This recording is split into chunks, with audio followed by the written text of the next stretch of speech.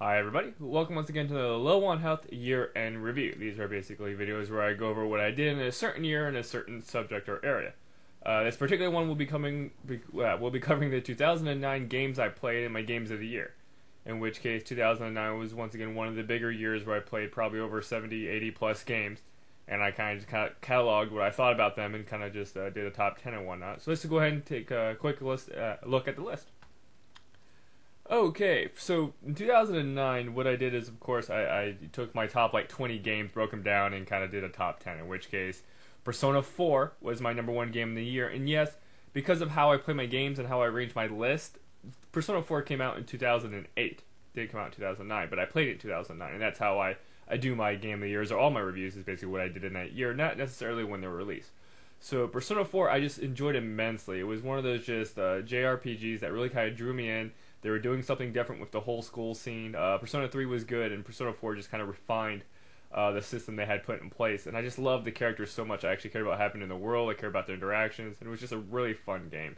Really up there. I mean, when I think about my top games of all time, it's right now it's probably like it's probably Final Fantasy 7, Xenogears, and then Persona 4. And I'm gonna play through Xenogears soon and see if maybe Persona 4 is better than Xenogears, but we'll see what happens. Next, of course, is Dragon Age Origins, which is the RPG that everybody has been talking about. The second one's coming out very soon. I enjoyed it. Had a lot of replayability. I played it a lot, and I just kind of like the system. A good solid Western RPG. And then you have Uncharted 2, which was just a gorgeous game. I'm not a big fan of the third-person shooter kind of platformer to a point, but the game was just uber cinematic. It was very much like playing a Romancing of the Stone type of movie. It was just really fun, and I cannot explain how well done this game was. Just direction-wise, the character, the camera shots, and everything. It was just very top-notch. Next one's gonna be Modern Warfare 2, which of course is just carrying along of the Call of Duty games. This, of course, is the Modern Warfare that I played probably the most of, because it happened around my unemployment time, and of course everybody that I knew was playing the online multiplayer of it. So I mean, every single night for about 6 months at 10 o'clock, everybody would pop online and start playing Modern Warfare 2, and it was like that for a good long while. A lot of us racked up like 28, probably months worth of game time. Not playing it for a month, but you have a counter that shows you how many hours you played. And a lot of us played it for like 28 days, 30 days, and it was sick.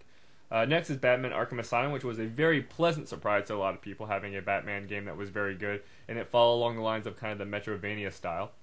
Resident Evil 5, I'm not a really huge fan of the Resident Evil series, but for some reason I really liked 5, mainly because of its co-op.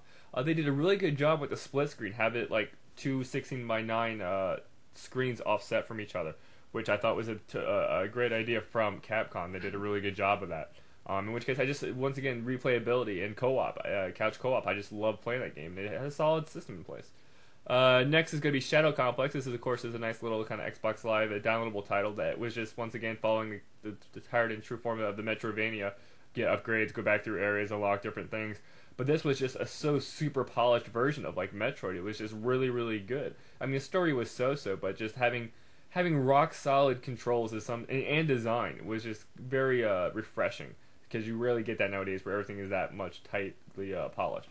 Next is going to be Way of the Samurai 3, which for some reason I didn't put the way up. This is kind of this was like my Yakuza title for the year, as I call it. Kind of basically a choose your own adventure. You can do a bunch of different things. You can leave the town whenever you want. And really, what's interesting, I find that I like games where you can like kind of kill NPCs and kill everybody that you want for no apparent reason. I find them enjoyable because it just adds that kind of a weird kind of spontaneity to it, where you don't know what's going to happen, and you could break a game that way. But this game, there were repercussions for doing certain things. You could always just leave the town. You were just a wandering samurai doing whatever you want. One particular thing I liked about Way of Samurai was basically when you're talking to people, you have at different options. You could pull out your sword on them. So you could be talking to a shopkeeper, and then you just hit a button, and you pull your sword on them and fight them. You could be talking to the kind of old lady who's telling you to go rescue the cats, and you could just be talking to her in the talking dialogue. You could hit the button, and it would pan down and show you, bring your sword out all cinematic style, and you could fight her, or normally she would run away. But I thought that was just really cool and interesting. It's one of those games I just come back to every now and then just to play for funsies' sake. A lot of customizable unlocks too for Way of Samurai 3. It's just really, it's one of the games I continue to keep coming back to. Then you have Ghostbusters, and the Ghostbusters game I thought was very, very good. If you haven't played it, I definitely recommend it. It very much feels like the third movie. I mean, it takes place after the second one, and it feels very much like the third Ghostbusters movie, in which case you're kind of playing a no-name recruit to the squad, and it's just a really good. I mean, it has the great writing, the voices, and everything, and the overall charm of the movie is in the game, and I really recommend it to any fan of the movie series, the Ghostbuster game. And then I was mentioning before, in my, if you read down below, you'll see my description of my breakdown. There's a lot of sandbox title games released in 2009. You had Grand Theft Auto, Infamous, Red Faction, and whatnot. And I'll mention this on record. I'm not a huge fan of the Grand Theft Auto 4 engine whatsoever, and the story was horrible. And it's just stupid. Good gameplay though. But Prototype was kind of my sandbox game of the year, just because it was very visceral. It was just kind of a fun sandbox game where it didn't really feel like I was limited anywhere. You had a lot of freedom to kind of run around and do things, kind of along the lines of Hulk Ultimate Destruction, which I think it's almost the same studio that did it. Just to have that kind of freedom, cause mayhem and whatnot, and it was just a very good game. So let's just go ahead and right now look at the quick, stat rundown of everything. You have, of course, Persona 4. And then, of course, Shadow Complex, yada, yada, yada. Puzzle Quest, which was, of course, I loved it to death on DS, and, of course, I played it then. You have World at War, which is okay. Forza 3, which is probably still the best racing game out there for its accessibility. Little Big Planet, which was fun. I played Suikoden finally, because that came on the PlayStation Network. The first Godfather game, I played it again. Riddick, the Riddick games are great. I always have to recommend, just if you have a chance to play all the Riddick games on any system, it's great. Prototype, Monkey Island. Let's see what we got here. There's Racing Man. Weird World was a PC kind of interesting, kind of a starship exploration game, which I thought was really cool. It reminded me of an old Star Trek Next Generation PC game where you kind of explore areas and you discover stuff and you have ships and you do battles. Just a very solid, just kind of PC game, and I recommend it to people. It's very open-ended. It has a lot of mods supporting it and whatnot. You got Peggle, of course, Fear 2. Silent Hill, which I think is the first Silent Hill game I actually played through, which is pretty good. Free Realms. See if there's anything really eye-popping here. The episodes of Liberty City were okay. Halo ODST, which is probably tied with 3 for my best Halo game.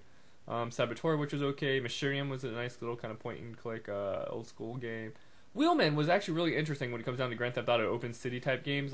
You basically drive around and do wheel stuff, but it has melee attacks in the vehicle, which I thought was really interesting. Origins was okay. 50 Cent Blood on the Sand is another game a lot of people will probably not play, but I thought was better than the Army of Two 2. Army of Two 1 was good. Army of Two 2 was horrible. But 50 Cent Blood on the Sand is one of those games a lot of people will probably pass up. Muramasa I didn't really get into. Street Fighter 4, Valkyrie Chronicles.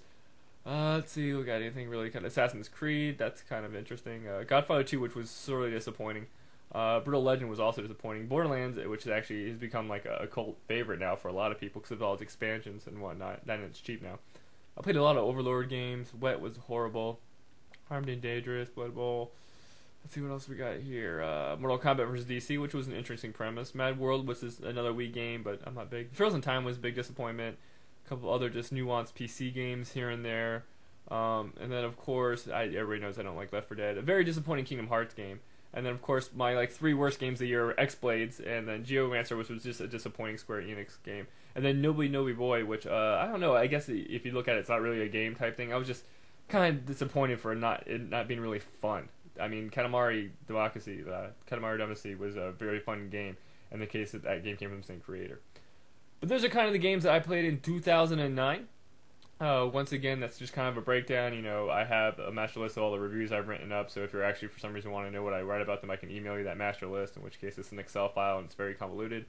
But as always, thank you guys for watching, and I'll catch you next time.